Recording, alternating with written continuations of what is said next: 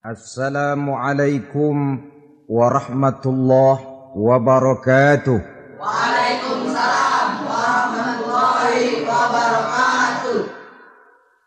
Alhamdulillah wassalatu wassalamu ala sayyidina Rasulillah sayyidina wa maulana Muhammad ibn Abdullah wa ala alihi wa sahbihi wa mawalah. La haula wa la quwwata illa billah, amma ba'du. Bapak-bapak, ibu-ibu, saudara-saudara kaum muslimin rahimakumullah. Pada pertemuan yang lalu sudah saya jelaskan bahwa hidup selalu berakhir dengan kematian. Apabila datang kematian menimpa seseorang, datanglah kiamat baginya. Itu yang disebut dengan kiamat kecil. Hakikatnya mati adalah perpindahan dari kehidupan di dunia ini menuju kehidupan di alam barzakh. Menunggu kita di alam barzakh sampai datangnya saat kiamat. Entah 10 tahun, entah 100 tahun, entah 1000 tahun, hanya Allah saja yang maha tahu. Adapun orang-orang beriman yang melakukan amal kebajikan dalam kehidupan di dunia ini, masa penantian yang lama di alam barzakh buat mereka sebentar saja. Tetapi bagi orang-orang kafir yang ingkar, yang tidak beriman kepada Allah, yang hidup di dunia cuma menumpuk-numpuk dosa, tentu penantian di alam barzakh akan merupakan waktu yang sangat lama. Bukankah dalam kehidupan kita waktu itu memang relatif? Contoh misalnya, bagi pemuda-pemudi yang sedang duduk asyik memadu cinta, waktu 4-5 jam saja rasanya cuma 4-5 menit. Tenggelam oleh keasikan. Tapi buat orang yang berbaring di rumah sakit, meratap di balik-balik apa itu tembok derita kata lagu, di balik dinding-dinding penjara, sehari bagai seminggu, seminggu rasa sebulan, sebulan boleh jadi rasa setahun. Penantian yang sangat lama. Kapan kiamat itu akan datang? Ini rahasia Allah. Jangankan kita yang orang awam, baginda Nabi sendiri tidak diberitahu oleh Allah kapan kiamat itu akan terjadi. Tetapi sungguh pun demikian, banyak hadis-hadis yang menjelaskan ciri atau tanda-tanda datangnya kiamat. Nah, kalau sudah bicara soal tanda kiamat itu ada 2. Pertama yang disebut alamatus sughra, tanda-tanda kecil. Ini waktunya masih ada tenggang. Ada yang dinamakan alamatul kubra, tanda-tanda besar. Artinya kiamat sudah diambang pintu. Apa tanda-tanda kecil dari datangnya hari kiamat itu? Misalnya, kata Nabi, apabila ilmu sudah diangkat oleh Allah. Artinya, apabila ulama sudah banyak wafat, minat orang belajar agama berkurang, lalu kebodohan nampak merajalela di mana-mana, zina dikerjakan secara terbuka, minuman-minuman keras jadi kebanggaan, itu termasuk di antara tanda-tanda kecil terjadinya hari kiamat. Apalagi misalnya iza waladatil ammatu rabbataha, apabila budak sudah melahirkan tuan. Apa maksudnya? Ada yang mentafsirkan apabila anak sudah bisa membudaki orang tuanya. Orang tua yang melahirkan dia, yang membesarkan dia, demi setelah si anak besar jadi orang berpangkat, bertitel, berharta, berkedudukan. Jadilah orang tua itu budaknya. Sehingga sering dibilang kalau orang tua kaya, anak jadi raja. Tapi kalau anak yang kaya, orang tua sering jadi budak. Apalagi munculnya fitnah yang bergelombang. Timbul perang antara dua bangsa yang besar. Waktu berjalan terasa sangat pendek sekali. Itu merupakan tanda di antara tanda-tanda kiamat. Termasuk di dalamnya sulit membedakan mana laki, mana perempuan. Kan kalau tanda-tanda kayak begini sekarang sudah banyak kita lihat kan. Ulama banyak wafat. Penggantinya sulit. Zina dikerjakan berterang-terangan. Minuman keras jadi kebanggaan. Banyak anak membudaki orang tuanya. Sulit membedakan mana laki, mana perempuan. Kadang-kadang dari belakang kita lihat perempuan benar, begitu kita colek nengok jenggotan.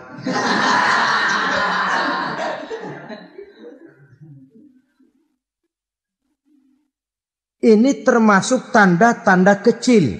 Masih ada tenggang sampai akan terjadinya kiamat itu. Nah, yang dimaksud dengan tanda-tanda besar, ini tanda besar artinya kiamat sudah di ambang pintu. Pertama, matahari terbit dari sebelah barat. Apabila matahari sudah terbit dari arah sebelah barat, tertutuplah sudah pintu taubat. Bersabda Nabi kita, la taqumus sa'atu hatta tatlu'a syamsu min maghribiha. Tidak akan datang hari kiamat sampai matahari terbit dari arah sebelah barat. Fa iza tala'at, manakala matahari telah terbit dari arah sebelah barat, wara'ahan nasu, manusia banyak menyaksikan itu, amanu ajma'un, mereka pun lalu beriman. Yang tadinya kafir, yang tadinya ingkar, yang tadinya membangkang, setelah melihat matahari terbit dari sebelah barat, buru-buru beriman, berlomba-lomba mengucap dua kalimat syahadat. Tapi apa yang terjadi? Kata Nabi, wadzalika hina la yanfa'u nafsan imanuha lam takun amanat min qabl. Hari itu adalah hari yang iman sudah tidak berguna lagi bagi seseorang apabila sebelumnya memang dia tidak pernah beriman. Au kasabat fi imaniha khaira, atau beriman tetapi tidak pernah melakukan kebajikan di dalam keimanannya itu.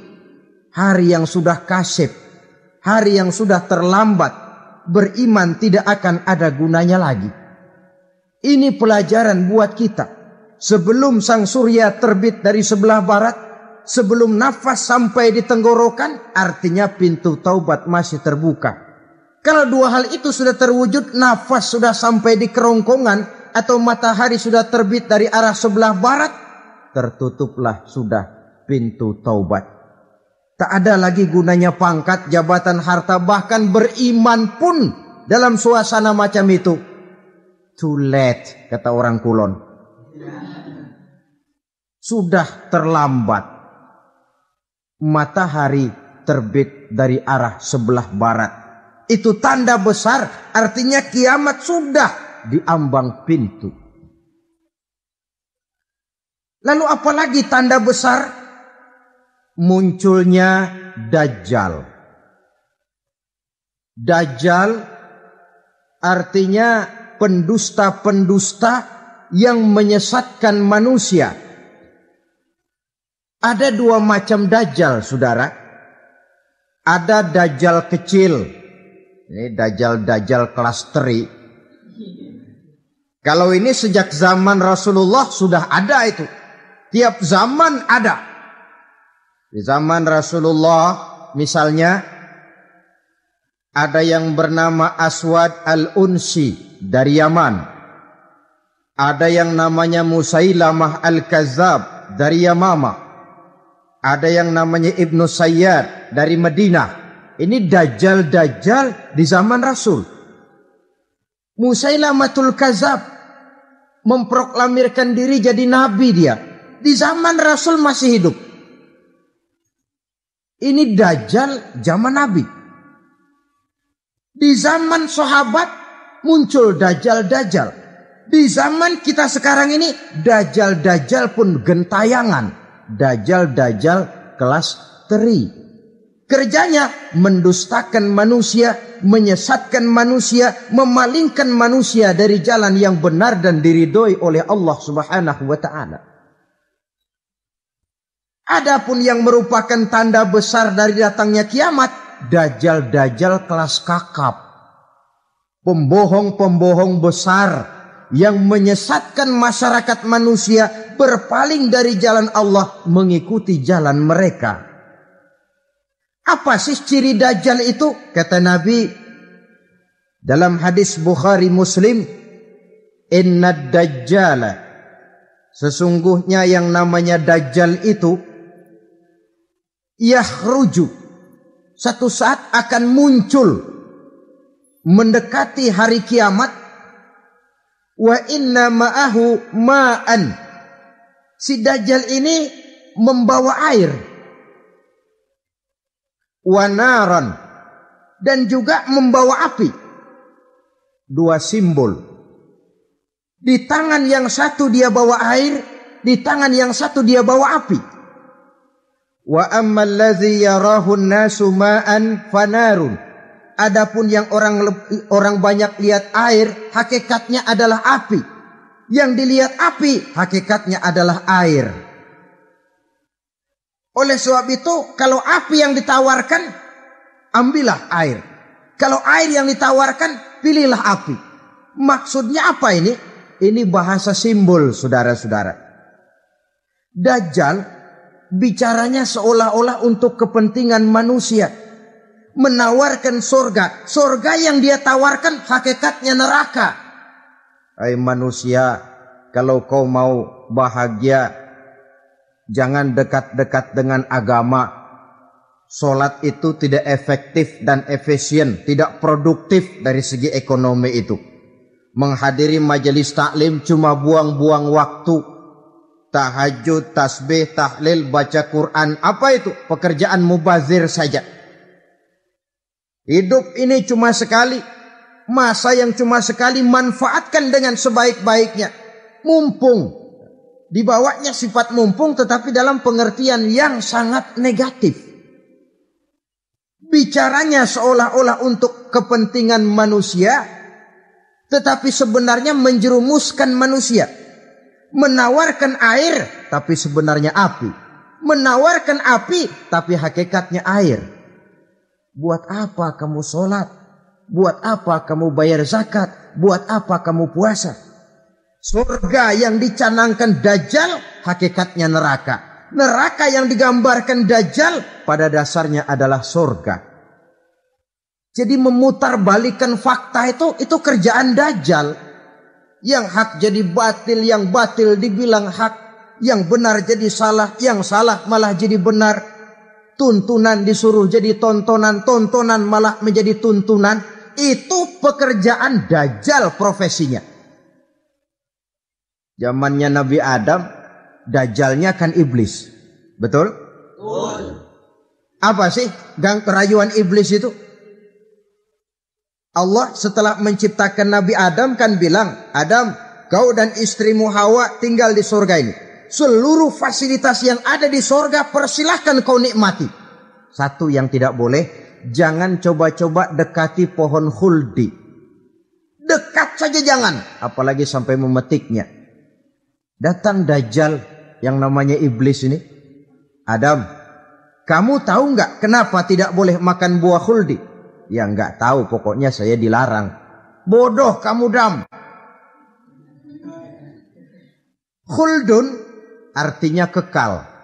Kalau kamu makan itu buah, kau akan kekal di surga buat selamanya. Allah tidak kepengen, maka dilarang kamu makan buah khuldi. Kalau kau ingin kekal di surga Adam, makan saja. Saya bicara begini ini untuk kepentingan kamu Adam. Ini kan ciri-ciri Dajjal. Bicaranya sih seolah-olah untuk kepentingan Nabi Adam. Hakikat sebenarnya menjerumuskan Nabi Adam supaya ingkar dan melanggar larangan dari Allah Subhanahu wa ta'ala. Jadi setelah muncul Dajjal, timbul kekacauan-kekacauan di masyarakat. Banyak yang terpengaruh, terpedaya dan terpesona. Termasuk mereka yang memproklamirkan diri jadi nabi. Mereka yang memproklamirkan diri jadi rasul di zaman sesudah Rasulullah wafat. Itu adalah Dajjal-Dajjal. Maka saya ingatkan, kalau di zaman kita sekarang ini ada orang ngaku jadi nabi, ada orang ngaku jadi rasul, biar bahasa Arabnya kental, Quran hafal, ribuan hadis hafal, biar pakai serban sampai menyengser ke tanah, bahasa Arabnya fasih, tapi dia mengaku jadi nabi, jadi rasul. Kita umat Islam wajib tidak percaya. Wajib untuk tidak percaya. Itulah Dajjal-Dajjal zaman kita sekarang ini. Tidak mustahil. Mereka datang mempengaruhi orang-orang awam supaya berpaling dari Rasulullah, mengikuti mereka. Nah, di akhir zaman nanti, mendekati hari kiamat, Dajjal ini muncul, Dajjal kelas kakap, menyesatkan masyarakat manusia untuk berpaling dari Islam, mengikuti seruan mereka. Apalagi di antara datangnya kiamat itu, tanda yang besar itu, turunnya Nabiullah Isa Al-Masih, putra Maryam. Menurut berbagai hadis yang sahih, Nabi Isa Al-Masih nanti akan turun lagi. Tidak membawa risalah yang baru, tapi meluruskan risalah Islam ini yang telah banyak ditinggalkan oleh masyarakat. Bahkan ada hadis menjelaskan beliau akan membunuh Nabi, mematahkan kayu-kayu salib, lalu melaksanakan haji dan umrah mengikuti syariat Nabi Muhammad, bukan membawa agama baru. Menjadi semacam mujaddid, reformer, menyelamatkan manusia dari bisikan Dajjal. Bahkan ada riwayat yang menjelaskan bahwa Nabi Isa berhasil mengalahkan Dajjal, mengembalikan masyarakat manusia kembali kepada ajaran Islam yang datang dari Allah, dibawa oleh Rasulullah Sallallahu Alaihi Wasallam. Dengan kata lain, turunnya Nabi Isa bukan sebagai Nabi dan Rasul baru, tetapi mengikuti syariat Nabi kita Muhammad Sallallahu Alaihi Wasallam. Saudara hadirin, ibu-ibu hadirat yang saya hormati. Kemudian apalagi di antara tanda-tanda besar akan datangnya kiamat itu? Keluarnya asap atau awan. Kata Nabi, inna min asyrati sa'ah dukhanan yamla'u ma bainal masyriqi wal maghrib. Di antara tanda-tanda kiamat, munculnya awan atau asap yang memenuhi antara langit dan bumi. Ini pun diperkuat dalam surah Ad-Dukhan ayat 10. Fartaqib yauma ta'tis sama bidukhanim mubin fayughshan nas hadza azabun alim. Bagi orang-orang yang beriman, mereka biasa-biasa saja. Tapi bagi orang kufur, datangnya asap dan awan ini merupakan azab yang kelewat pedih. Barangkali sedikit mendekati gambaran tentang azab yang pedih ini, saya ingatkan alam pikiran kita kepada peristiwa yang belum lama terjadi. Pernah dengar berita bocornya reaktor nuklir di Chernobyl, Uni Soviet? Pernah dengar? Nah. Bocornya reaktor nuklir di Chernobyl yang mengakibatkan ratusan bahkan sangat mungkin ribuan nyawa. cuma 1 reaktor. Bagaimana kalau seluruh cadangan nuklir yang dimiliki oleh para negara adikuasa ini diledakkan? Bahkan yang konon menurut catatan, cadangan nuklir yang dimiliki bersama oleh Amerika dan Rusia sekarang ini sudah sanggup memusnahkan 6 miliar manusia. 1,5 kali lebih banyak dari jumlah manusia yang nongkrong di permukaan bumi ini. Saudara-saudara hadirin yang saya hormati, lalu saat mendekati hari kiamat, apalagi tandanya? Setelah Nabi Isa wafat, pada saat turunnya yang kedua kali, lalu Allah meniupkan angin sejuk. Semua orang-orang beriman, orang-orang baik wafat. Sehingga penghuni bumi ini cuma tinggal lagi terdiri dari orang-orang kafir. Tidak ada lagi di bumi ini yang bisa mengucapkan Allah. Sehingga dalam hadis qudsi itu ada keterangan, Innallaha azza wa jalla yaqulu li Israfil. Allah pernah pesan kepada malaikat Israfil. Kata Allah, Israfil, Iza sami'ta qailan yaqul Allah, Allah, fa akhirin nafakh 40 sanatan ikraman liqailiha. Hai Israfil, apabila kau dengar di permukaan bumi masih banyak orang yang mengucapkan Allah, Allah, maka tunda sangkakala kiamat itu 40 tahun. Untuk apa? Ikraman liqailiha, menghormati orang yang mengucapkan Allah, Allah itu. Wah, jadi karena sekarang masih banyak yang mengucapkan Allah, besar hatilah kita, masih jauh kiamat itu. Tapi jangan lupa, kiamat pribadi, kiamat kecil itu yang gak kita sangka-sangka. Ajal datang mencabut nyawa, itu kiamat pribadi.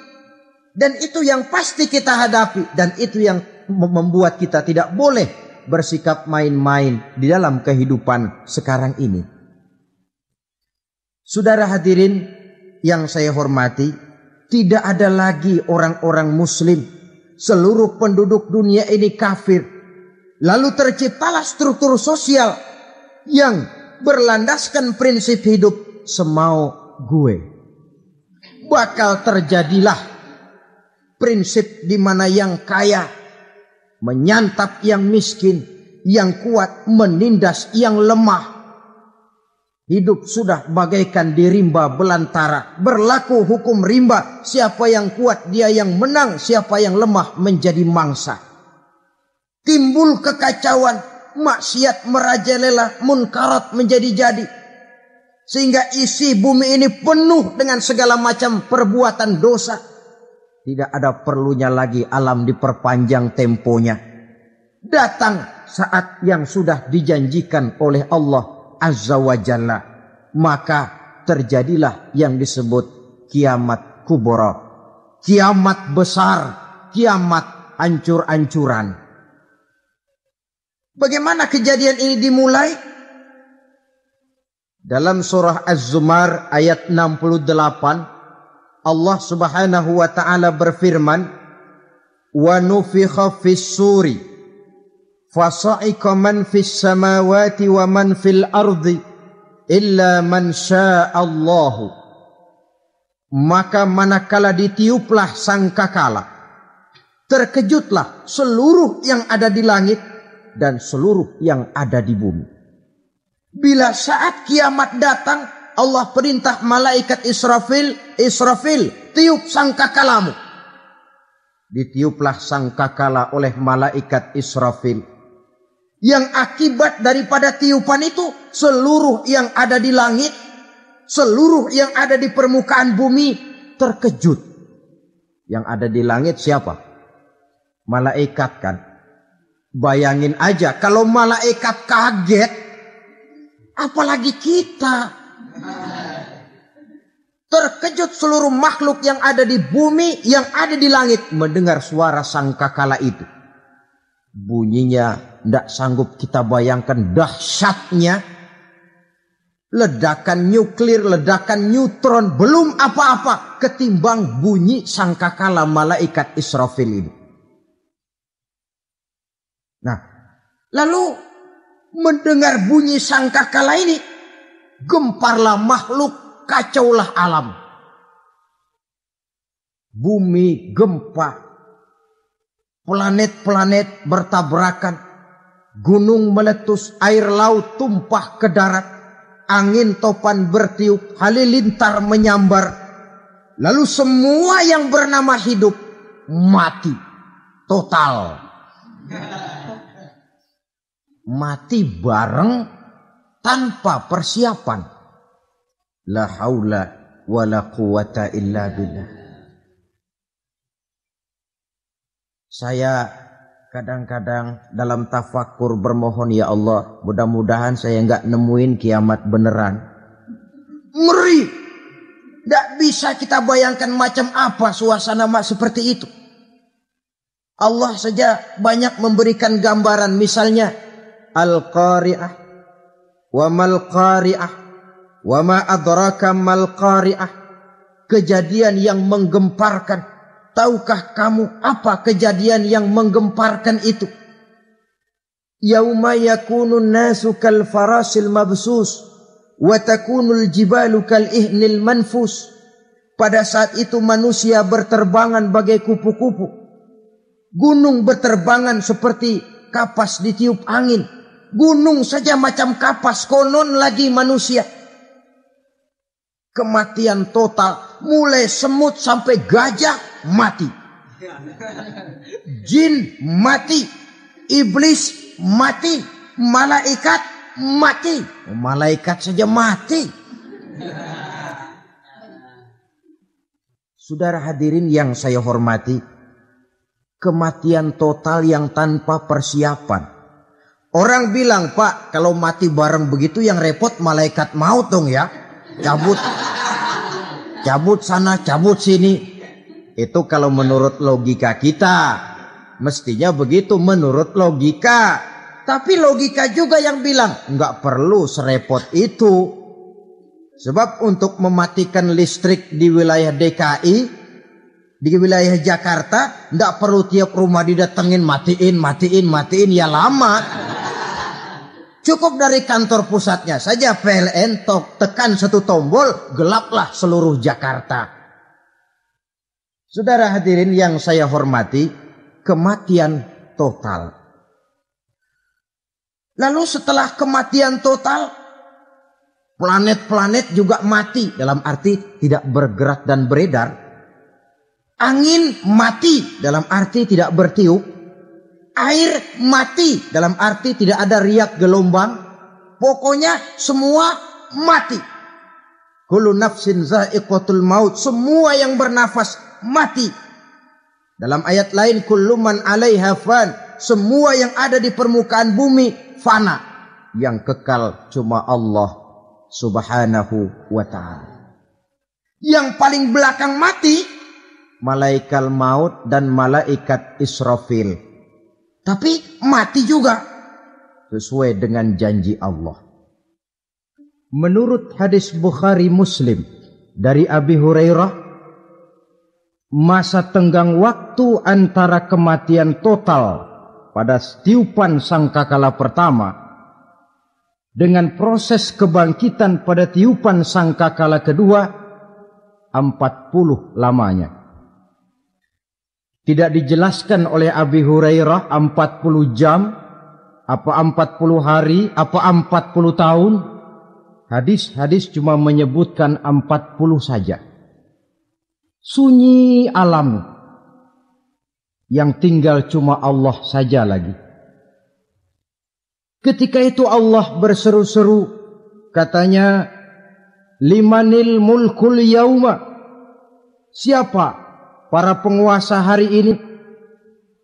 Mana itu raja-raja dan penguasa yang dulu mengaku jadi Tuhan? Fir'aun. Mana Fir'aun sekarang? Yang dulu jadi raja, merasa berhasil, sombong, lalu tidak mau turun-turun dari kekuasaannya. sampai kepada puncak kekurang ajarannya mengangkat diri jadi Tuhan. Mana itu Fir'aun? Namrus, mana sekarang Namrus? La ilaha illa ana. Ternyata tidak ada Tuhan lain selain daripada aku, kata Allah. Proses kemudian, saudara-saudara, turunlah hujan dari langit. 40 lamanya hujan itu. Tidak jelas juga 40 jam apa 40 hari. Setelah air turun membasahi, datanglah tiupan sangkakala yang kedua. Semua yang bernama mati bangkit dari kuburnya masing-masing. Ini yang disebut Yaumul Ba'thi, hari kebangkitan. Allahu Akbar. Pada saat kita bangkit dari kubur kita masing-masing, kumpul di padang mahsyar namanya. Bayangin aja, saya sendiri nggak sanggup bayangin. Manusia sejak zaman Adam sampai zaman kiamat kumpul bareng di tempat sama. Berapa banyaknya itu?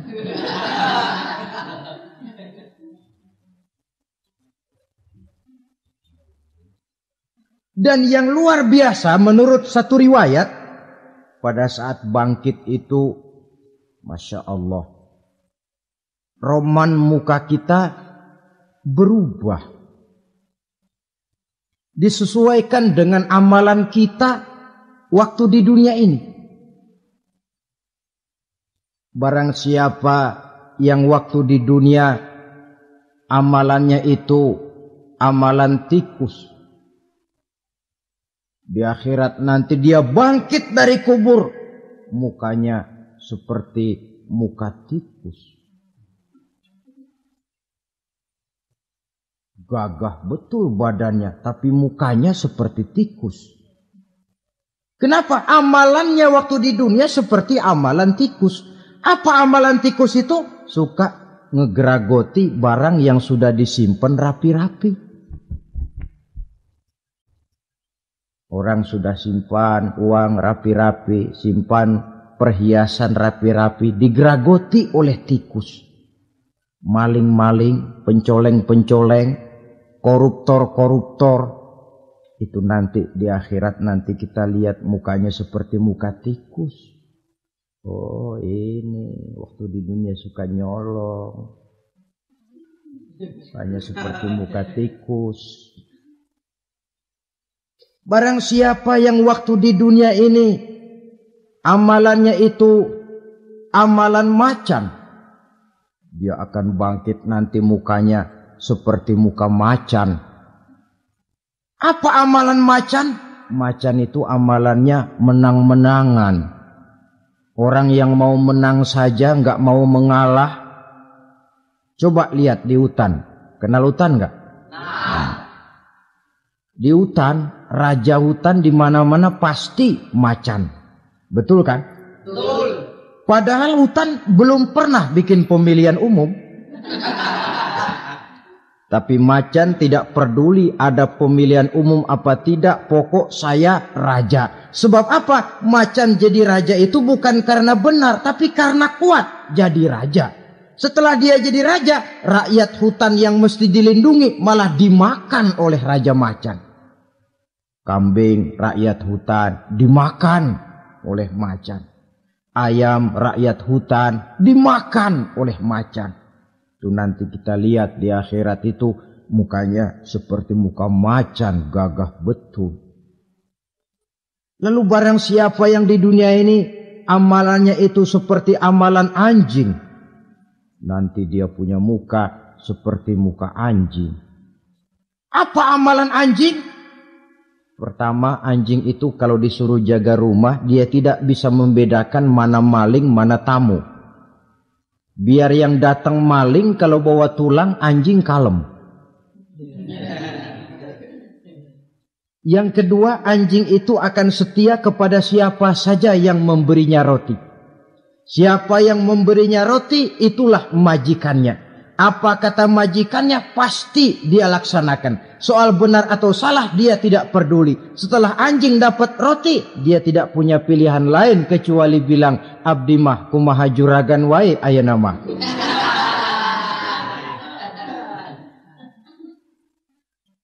Saudara hadirin yang saya hormati, berkumpul di padang mahsyar, tiap orang sibuk dengan persoalannya masing-masing. Matahari waktu itu didekatkan oleh Allah. Panas luar biasa. Ada yang saking panasnya itu mencucurkan peluh keringat sampai sebatas mata kakinya.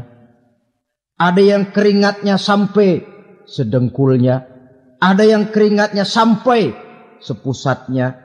Ada yang keringatnya mengalir sampai sebahunya. Ada yang kelelap oleh keringatnya sendiri. Sementara orang di sampingnya enggak apa-apa.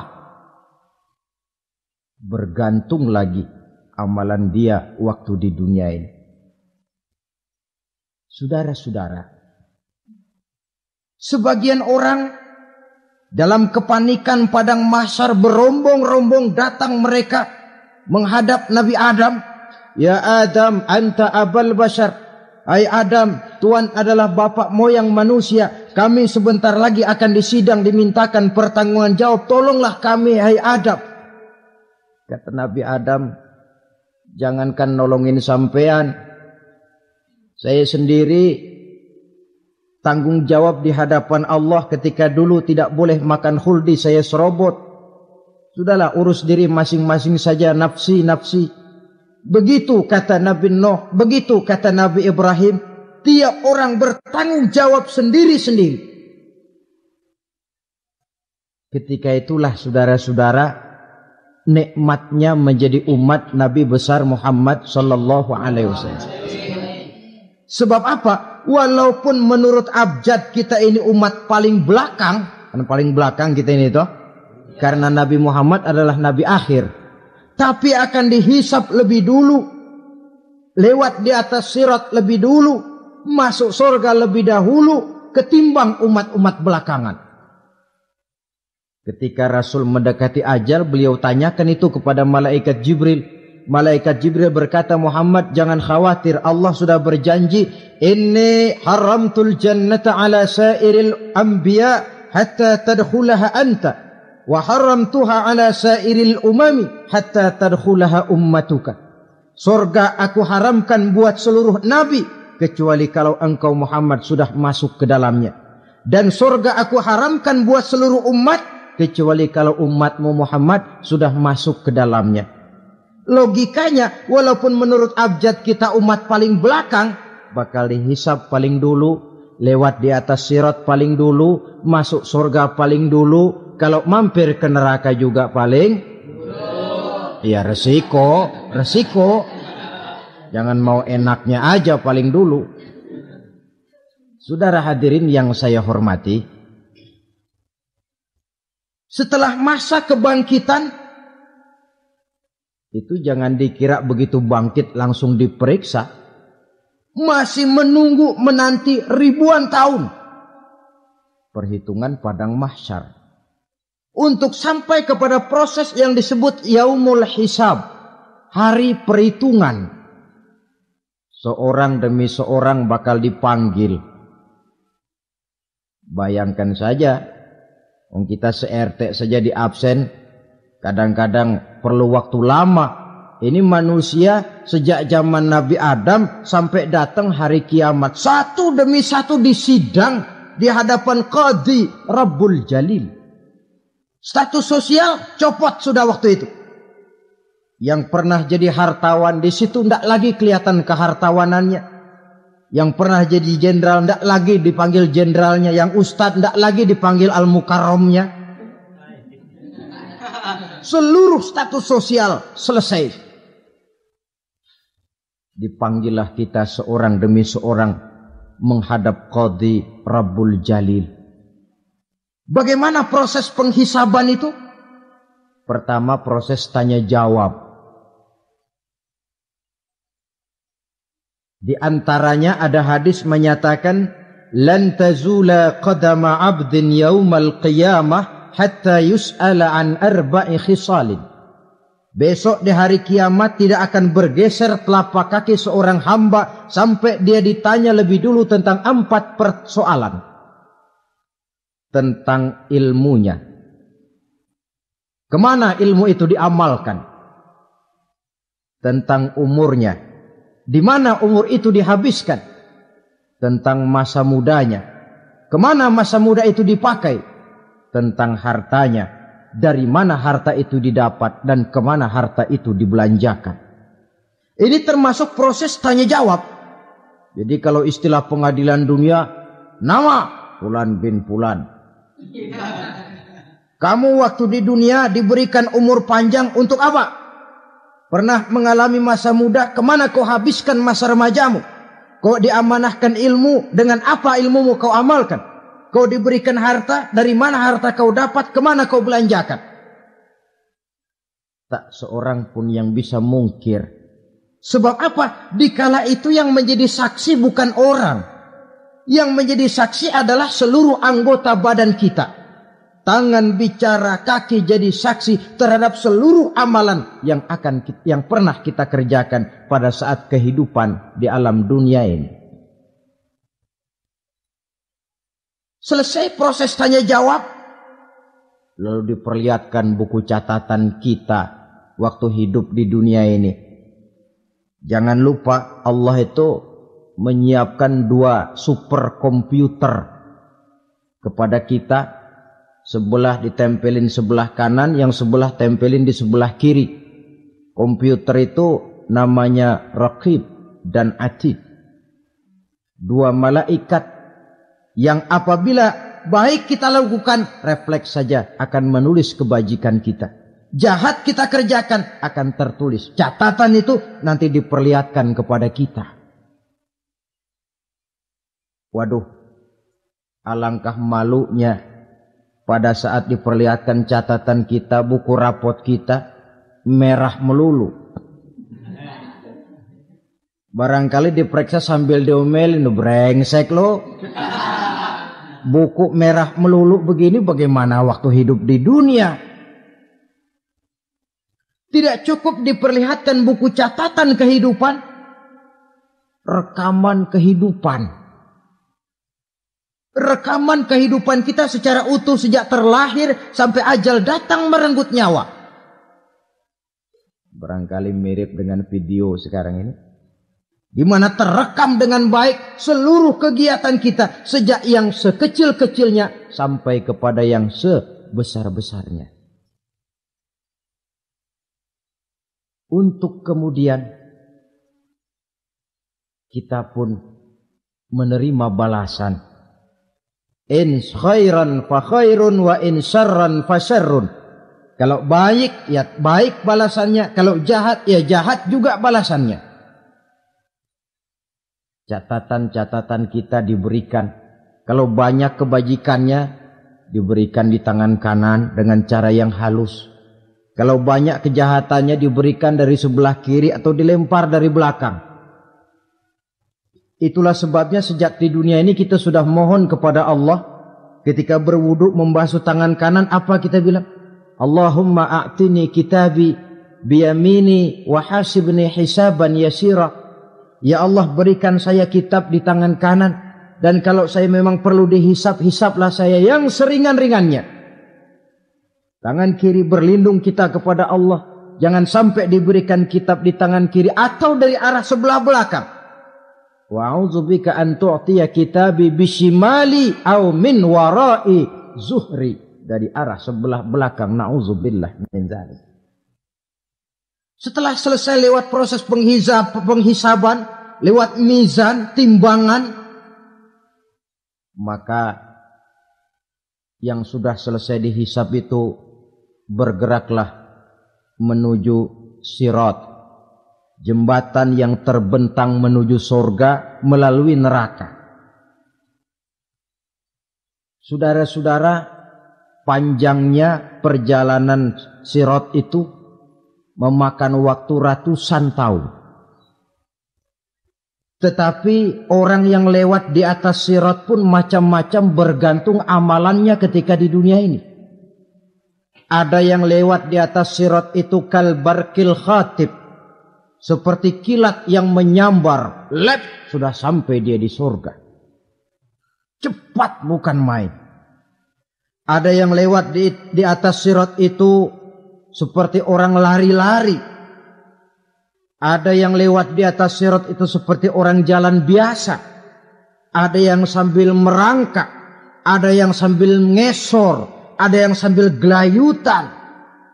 Ada yang selamat sampai ke ujung ke surga, ada yang tergelincir jatuh masuk ke dalam neraka, bergantung amalannya dalam kehidupan di dunia sekarang ini. Tiap kita akan melewati yang namanya sirat ini. Saudara-saudara kaum muslimin yang saya hormati, dengan demikian mereka yang selamat melalui sirat sampai ke terminal akhir surga, mereka yang ketika dihisab ternyata banyak kejahatannya daripada kebaikannya, mereka singgah di dalam neraka. Nah, adapun orang-orang yang beriman menurut ayat Quran dan hadis Nabi itu nanti ada bermacam-macam. Ada orang beriman itu yang dimasukkan surga. Ada orang beriman itu yang dimasukkan ke dalam surga. Ada orang beriman itu yang disebut penduduk surga. Kenapa lain-lain, Pak? Karena waktu di dunia amalannya juga lain-lain. Ada orang beriman yang masuk surga. Ini paling murah tiketnya. Mau masuk surga? Kata Nabi begini, "Ma min abdin qala la ilaha illallah thumma mata ala dhalik illa dakhalal jannah." Kalau seorang hamba sudah mengucap dua kalimat syahadat, dia yakin dengan kebenaran kalimat itu sampai matinya, orang itu akan masuk surga. Abi Dzar yang waktu itu diajak bicara heran, "Ya Rasul, kok gampang betul?" Iya. Walaupun orang itu mencuri, iya. Walaupun orang itu berzina, iya. Biar dia mencuri, biar dia berzina, kalau dia sudah mengucap dua kalimat syahadat, dia yakin dengan kebenaran kalimat itu sampai matinya, itu orang akan masuk surga. Jadi masuk surga cukup dua kalimat syahadat, yakin sampai mati, masuk surga. Itu perkara masuk. Tapi kalau pertanyaannya diterusin, masuknya kapan, Pak? Nah, ini lain lagi urusannya. Sebab ada yang masuknya itu langsung, ada yang mampir dulu. Di sana tempat cuma dua. Kalau tidak surga, neraka. Mau ke surga, tapi mampir dulu. Yang mampirnya jelas di neraka. Kenapa? Dalam hadis qudsi ada riwayat. Nanti itu di akhirat, setelah Allah selesai mengatur penduduk surga, masuk surga, yang neraka, masuk neraka, Allah berkata kepada malaikat Malik, malaikat Malik, labaik ya Allah. Itu bajingan-bajingan tengik, manusia-manusia durjana, yang waktu di dunia tidak mau sujud, jauh dari ulama, gemar melakukan yang munkarat dan maksiat, hidup di tengah masyarakat selalu jadi bibit keonaran, kufur, sudah masuk neraka semua. Sudah ya Allah. Nah, kalau sudah, coba sekarang kamu masuk, Malik. Saya. Iya. Masuk neraka. Mau apa ya Allah? Kata Allah, akhriju minan nar man kana fi qalbihi misqala habbatin min khardalin min iman. Kau masuk neraka, cari di dalam neraka orang-orang yang ada imannya walaupun kecil sebesar biji zarah, angkat mereka keluar. Masuk malaikat Malik ke neraka, cari orang yang ada imannya, korek-korek. Ya repot, udah pada gosong. Yang ada imannya diangkat ke atas, yang ada imannya diangkat ke atas. Lalu dimandikan di Nahrul Hayat, namanya sungai kehidupan di akhirat nanti. Cakep lagi rupanya, bersih lagi wajahnya, apel di hadapan Allah. Kata Allah, bagaimana mas? Kapok enggak sampean? Kapok ya Allah. Nah, kalau kapok, idhab fadkhulil jannah. Pergi, masuk surga sana. Berangkat mereka ke surga. Ketemu sama teman-temannya yang udah sampai lebih dulu. Yang nggak pakai mampir lagi. Terjadi dialog. Kata teman-temannya yang udah pada nyampe duluan, mas, iya. Emang baru sampai? Saya baru sampai. Memang mampir di mana dulu mas? Kita sudah lama sampai di surga. Saudara buka surah Al-Muddatsir ayat 34-35. Ma salakakum fis saqar? Kenapa kamu mampir di neraka Saqar? Qalu lam nakum minal musallin. Mereka menjawab, kami mampir di neraka Saqar mas, gara-gara dulunya kami waktu di dunia ndak pernah sholat. Ndak pernah sholat? Ndak pernah. Kan rumahnya dekat masjid. Cuma dekat doang mas. Sholat mah enggak saya. Enggak pernah ngasih makan fakir miskin. Enggak pernah hadir di majelis taklim. Pendeknya enggak pernah melakukan kebajikan. Maka saya pun mampir di neraka Saqar. Untung betul saya punya iman mas sedikit. Waktu hidup di dunia dulu saya pernah mengucap 2 kalimat syahadat. Sekali-kalinya waktu mau kawin. Masya Allah. Untung saja kawin. Kalau nggak kawin polos.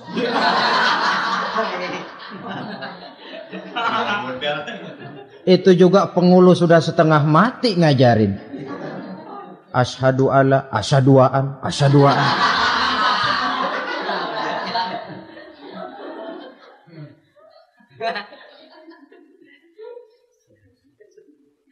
Ini namanya masuk surga. Ada mampir dulu. Ada pula orang mukmin itu yang dimasukkan surga. Namanya dimasukkan kan terima beres. Saya masuk ke rumah, jalan sendiri, cari tempat sendiri. Saya dimasukkan ke dalam rumah, terima beres. Pokok ada di dalam, itu dimasukkan namanya. Nggak pakai mampir. Tapi tentu tiketnya lebih mahal ketimbang yang pertama tadi. Apa kata Allah? Innal ladzina amanu wa amilus salihat la ukaffiranna anhum sayyi'atihim wa la udkhilannahum jannah. Sesungguhnya orang-orang yang beriman kemudian beramal soleh, kami hapuskan segala dosa dan kesalahannya, kami masukkan mereka ke dalam surga. Lihat ayatnya. Allah yang memasukkan, kita yang dimasukkan. Tidak pakai transit, tidak usah mampir. Cuma tidak cukup syahadat, tidak cukup amanu, tapi diiringi dengan wa'amilus salih. Iman, amal. Tidak cukup syahadat, lalu dibuktikan dia sholat, dia zakat, puasa, lalu dia melakukan berbagai macam kebajikan. Ini yang menyebabkan dia tidak pakai mampir di tempat yang bernama Saqar. Lalu ada pula orang mukmin itu yang disebut penduduk surga. Wah, ini sudah VIP ini. Ashabul jannah, penduduk surga. Siapa mereka? Kata Allah, innal ladzina amanu summa istaqamu fala khaufun 'alaihim wala hum yahzanun ulaika ashabul jannah hum fiha khalidun. Sesungguhnya orang-orang yang beriman lalu istiqamah tetap dalam melaksanakan perintah Allah, tidak goyah, tidak labil tapi stabil, istiqamah, mereka tidak takut dan tidak bersedih hati. Merekalah penduduk surga. Iman, istiqamah.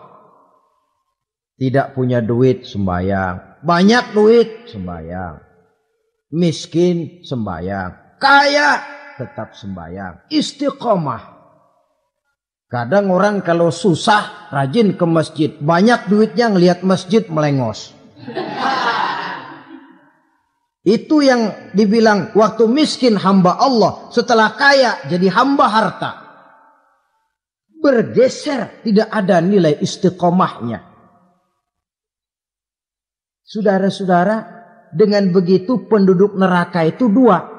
Ada penduduk permanen, ada penduduk yang semi permanen. Yang semi permanen orang-orang beriman yang mempunyai dosa besar. Mereka masuk ke neraka untuk menerima azab sesuai dengan dosanya. Bila selesai masa azab itu, mereka akan diangkat untuk ditempatkan kembali ke dalam surganya Allah Subhanahu wa ta'ala. Nah, dikala itulah saudara-saudara, ada yang disebut syafaat dari Rasulullah sallallahu alaihi wasallam. Tapi tentu jangan lupa, syafaat ini ibarat kain menambal dia. Kita punya kain bolong-bolong sedikit, syafaat yang menambal. Solat kita ada kurang dikit, sedekah kita ada campur riak dikit, amalan kita ada tidak karena Allah dikit. Kita berharap syafaat. Jadi biarlah kain masih bolong-bolong, yang penting punya kain. Tapi kalau kainnya tidak ada, yang ditambal apanya? Sholat tidak, puasa tidak, zakat tidak, berharap syafaat saja. Ya, terlalu berlebihan itu. Saudara hadirin yang saya hormati, apabila selesai proses penghisaban, proses penghitungan, maka dikala itulah manusia terbagi dalam dua kelompok besar. Fariqun fil jannah wa fariqun fis sa'ir. Sekelompok orang-orang beruntung yang masuk ke dalam surga, dan sekelompok lagi masuk ke dalam neraka. Akan memakan waktu untuk menceritakan sifat surga dan neraka, tapi insya Allah pada kesempatan pertemuan lain saya sampaikan. Namun sebagai gambaran umum cukuplah saya sampaikan sebuah hadis qudsi. Allah jelaskan, a'dadtu li'ibadiyas salihin ma la ainun ra'at wa la uzunun sami'at wa la khatara fi qalbil bashar. Aku sediakan buat hamba-hambaku yang soleh, yang tidak pernah terlihat oleh mata, tidak pernah terdengar oleh telinga, dan belum pernah terdetik dalam hati manusia. Jadi kenikmatan surga belum pernah dilihat mata, belum pernah didengar telinga, belum pernah terdetik dalam hati. Pedihnya azab neraka belum pernah terlihat mata, belum pernah terdengar telinga, belum pernah terdetik dalam hati. Saudara hadirin yang saya hormati, oleh karena itu, sebagai uraian akhir daripada kiamat ini, marilah sama-sama kita memanfaatkan hidup dengan sebaik-baiknya, supaya jangan timbul penyesalan di hari kemudian nanti. Mudah-mudahan kita seluruhnya diselamatkan Allah dari azab neraka dan mendapat surga dan ridhonya. Sekian dan demikianlah pertemuan kita kali ini. Terima kasih banyak atas segala perhatian. Mohon maaf atas segala kekurangan. Usikum wa nafsi bitaqwallah. Wassalamualaikum warahmatullahi wabarakatuh. Waalaikumsalam warahmatullahi wabarakatuh.